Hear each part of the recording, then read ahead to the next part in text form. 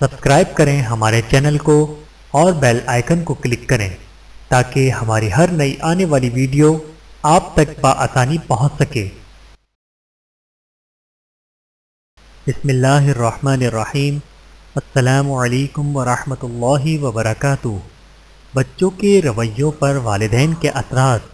اگر آپ کا بچہ زیادہ تنگ کرتا ہے تو اس کا مطلب یہ ہے کہ آپ اسے اپنے قریب نہیں کرتے اور اس سے پیار نہیں کرتے۔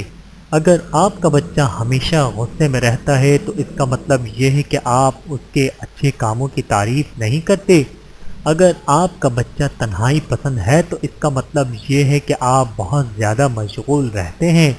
اگر آپ کے بچے میں خود اعتمادی کی کمی ہے تو اس کا مطلب یہ ہے کہ آپ اس کی حوصلہ افزائی نہیں کرتے۔ اگر آپ کا بچہ جسمانی طور پر کمزور ہے تو اس کا مطلب یہ ہے کہ آپ ہمیشہ اسے ڈرائے رکھتے ہیں۔ اگر آپ کا بچہ ضدی ہے تو اس کا مطلب یہ ہے کہ آپ سخت مزاج ہیں۔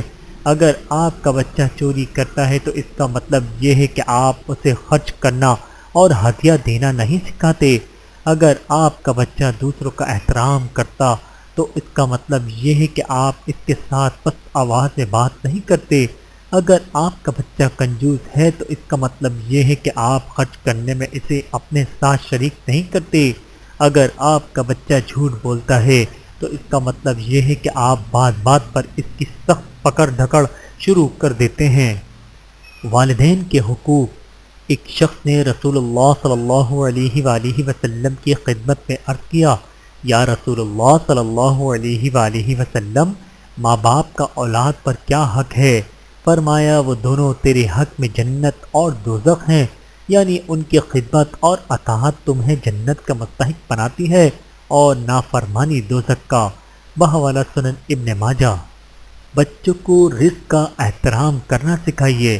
بسکٹ، ڈبل روٹی کا چورا ایک طرف کرنا، کھانے کی اشیاء زمین پر گرنے سے اور پیر پڑنے سے بچانا، دسترخوان سمیٹنے کے بعد روٹی کے ٹکڑوں پر پرندوں کو ڈالنا، کھانے پینے کی اشیاء کوڑے دان میں ڈالنے سے گریز کرنا۔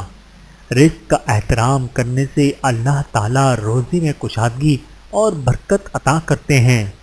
رسول اللہ صلی اللہ علیہ وآلہ وسلم نے فرمایا، اس شخص کی ناک خاک آلود ہو، اس شخص کی ناک خاک آلود ہو، پھر اس کی ناک خاک آلود ہو۔